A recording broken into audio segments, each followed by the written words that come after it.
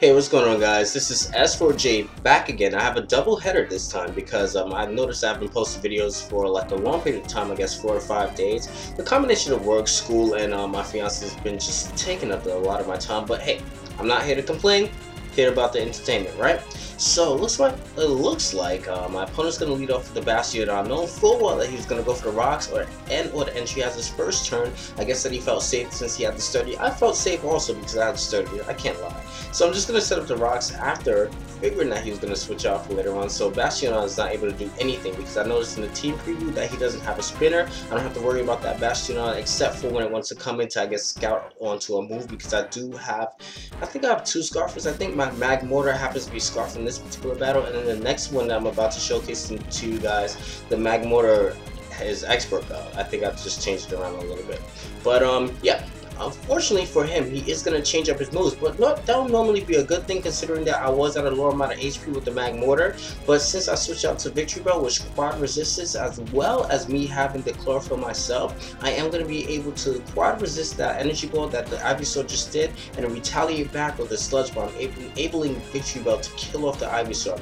In comes the Explode, as you guys just saw. I have a suspicion that it is choice in some shape or form, I guess, and choice back, so I guess what else would he bring it in?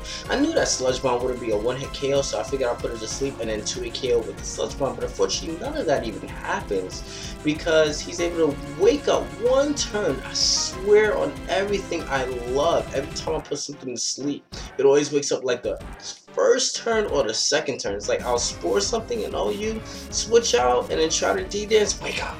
You know, it's nuts. So to add insult to my injury, he gets a critical hit with the Fire Blast. So I thought I could probably get up a substitute or maybe 1 or 2 Calm Eyes before he gets a grasp of what's going on with the Mesprit thing with the threat. But it's not even posing like the smallest amount of a threat, like not at all. It's not even the closest thing to a threat at the moment because he got a critical hit with the Fire Blast and the sun faded out. So wow, that's a huge insult. In comes the Rapidash to finish things off. Flare Blitz, no questions asked. My Mesprit is gonna bite the dust.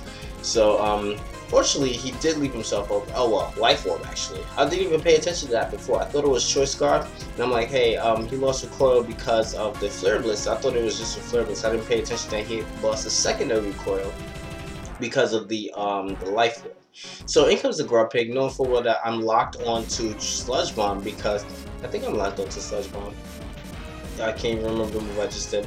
I'm locked onto a move. Any one move anyway that I would do to onto a Grumpig won't be able to one-shot it. So I'm just going to use my Mag Mortar as Death Fodder, switch into my Golem, being that I do have the sturdy, so I'm able to get some damage onto it before I switch into maybe, I don't want to switch into Gorbis just yet because these things do run Thunder Wave, and it'll be a piss off if I just run Shell Smash and then only for him to Thunder Wave my threat. So that's crazy. But anyway, Karma bites him back in the butt, and I'm able to knock out his Grumpig with the Golem, as you guys just saw with the Earthquake.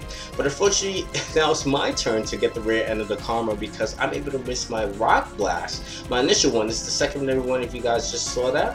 I'm gonna miss my first one, which is not too much of a big deal because Leafeon is a defensive wall.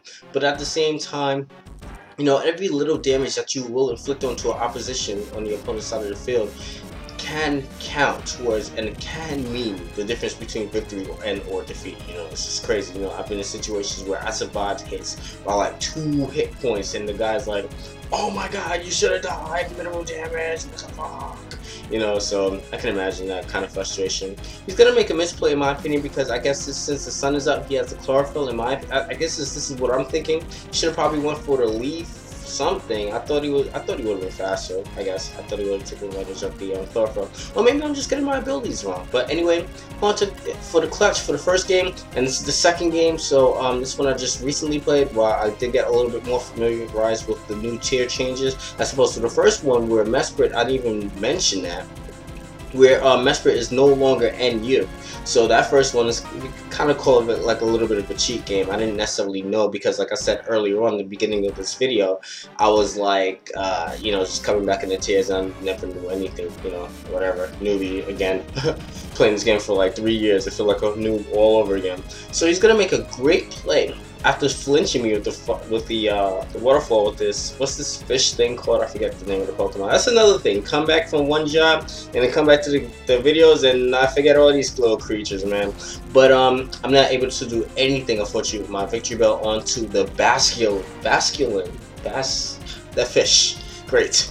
But I guess, you know, take one eye and what was it? You poke one eye, you take one eye for an eye kind of thing, something like that. But I'm able to kill off his Staryu in revenge for my Victreebel being killed off like that.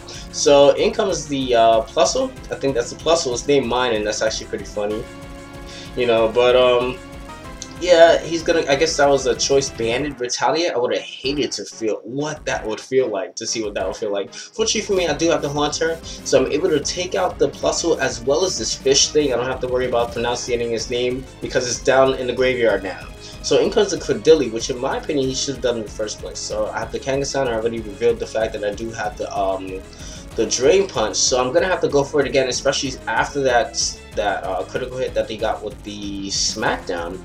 So I'm just gonna go for it again, completely forgetting that this guy has the Ninjask. Even if I did remember that I have the Ninjask, I guess it wouldn't have even changed my move or my, you know, the way that I plan things out. So I would have probably still wait for the Drain Punch. So in comes the you know, his substitute. So I'm thinking like, all right, he's gonna probably go for the Protect to maximize the amount of speed that he could pass off to whatever Pokemon he decides to pass off the stat boost onto. So he's going to pass the substitute out into Credilli. I'm going to set the rocks thinking that he was going to go for the Protect. He goes for the Bullet Seed.